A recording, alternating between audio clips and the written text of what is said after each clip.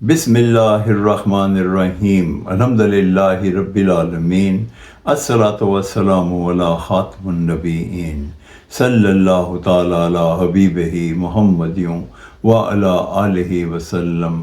السلام علیکم ورحمۃ اللہ وبرکاتہ۔ میرے ناظرین و سامعین، میری آج کی حدیث سنن ابن ماجہ 295 نمبر۔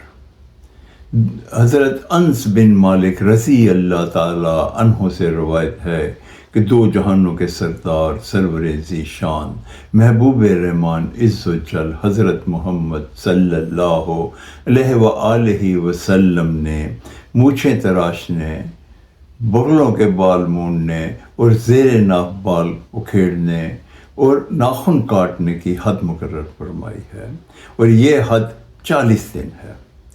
اس حدیث مبارکہ سے ہمیں اس چیز کی آگاہی ہوتی ہے کہ میں صدقے جاؤں رسول اللہ صلی اللہ علیہ وسلم پہ کہ جنہوں نے زندگی کے ہر معاملے میں ہماری رہنمائی فرما دی۔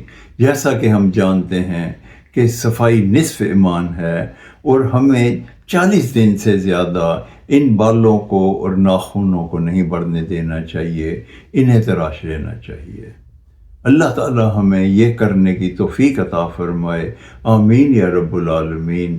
السلام علیکم ورحمۃ اللہ وبرکاتہ۔